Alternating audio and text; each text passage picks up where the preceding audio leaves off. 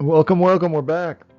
M. Solomon here, your foreclosure accountant, auditor. You can reach me text me if you like, 725 270 3177. You can also email me anything you'd like me to look at. If you have a monthly servicing statement, I'd love to take a look at that if you suspect something's going on. And God only knows how many of us suspect something's going on with our mortgages now.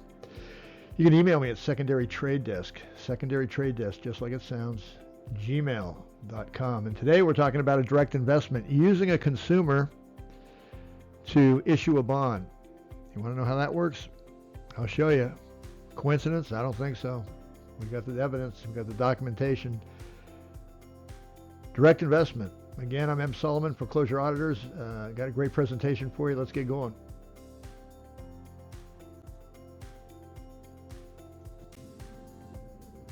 All right, what's all this mumbo jumbo? I'm going to show you.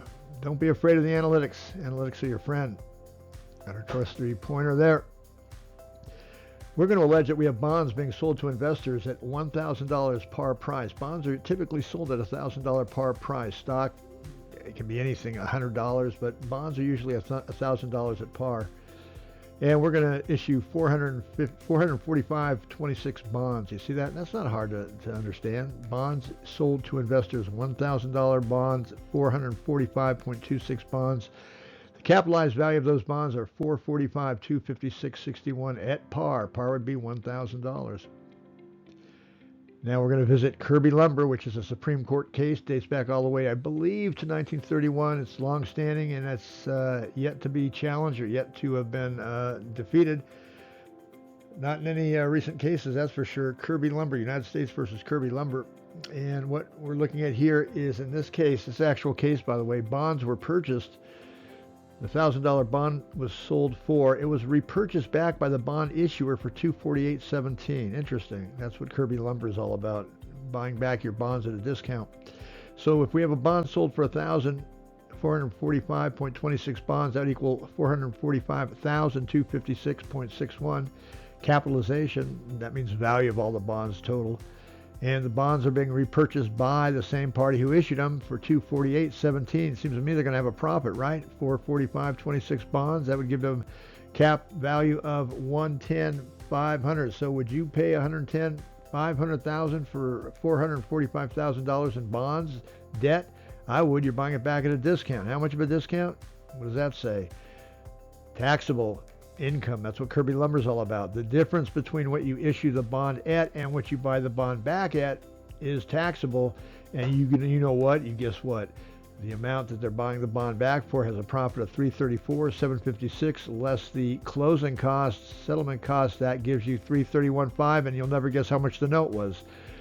In this case, $331,500. And you know what they're buying the bond back at? They're buying the bond back at the value of the second mortgage that was issued in this case, way back to 2004 when it closed. Wonderful.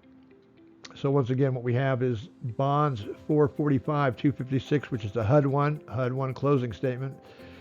Factor that at $1,000. We have the 442, which would be after the settlement cost. That dropped the bond to $992.69. Bonds are being repurchased for the value of the second mortgage, which is $110,500,000, and that would give you a profit of the note amount, $331,500 or $744.51 bond price. There you go. We're running a general ledger there, but there you go. The power of analytics. This is a direct investment. You can't do that with a consumer. Why? Number of reasons. I'll show you. So what are we talking about? United States versus Kirby Lumber, 1931. It's a landmark Supreme Court case that established a key principle in tax law, and that's when a corporation repurchases its own bond for less than their original issue price. The difference is considered taxable income. It's the most important thing. I don't have to read the rest of it to you, but the difference between what you issue the bond for and what you buy it back for is taxable, and once you know it, in this case, the amount of profit they're getting between the issue price at $1,000 and the repurchase price is the value of the note. Cancellation of debt by involuntary conversion. Taxable as ordinary, meaning you were working for the lender and you are part of the bond offering. No can do.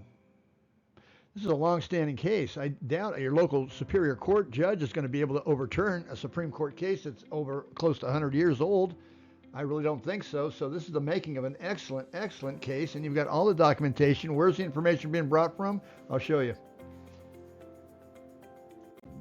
Well, where do you think we got the information from? Loan closing statement, settlement statement. Used to call it a HUD-1 statement. In a direct investment, they're repurchasing the bond. They're converting the actual cost of the property into a bond. They're issuing it at par. They're buying it back at 25%, in this case for the value of a second mortgage.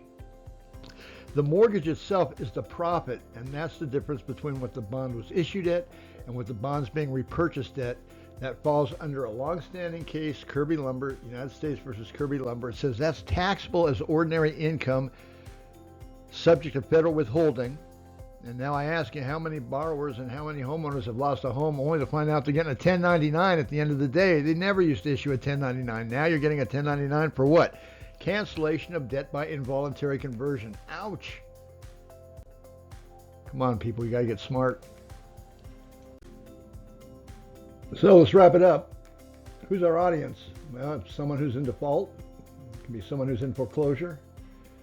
Someone who's just economically curious. Someone who says, I don't know, I'm making my payments and I don't have any problems or grief with the lender, but I just wondered what really happened in my case, and you're curious, you want to know. What we're talking about is the bond sold to the investor at par is the purchase price of the home. What we're saying is the bond that was purchased back from, this is the bond issued, okay, and sold to investor. The bond purchased back from the investor was at a discount, and that's for the down payment, or in this case, a second mortgage. And the difference between those two is the profit. That's your taxable income, which is the actual canceled loan amount plus the closing costs. That's treated as a profit. Here's the million-dollar question. Why can't you do a direct investment? What's the problem with that? Because in order to realize the profit, you have to cancel the debt. The mortgage can't exist. Do you get it? Cancellation of debt by involuntary conversion. Your debt was converted into income, which is treated as a gain on sale, which is treated as ordinary, which means it's taxable, subject to federal and state withholding, which means someone's going to buy your home for the cost of paying your taxes, and you're never even going to ask them for a thank you.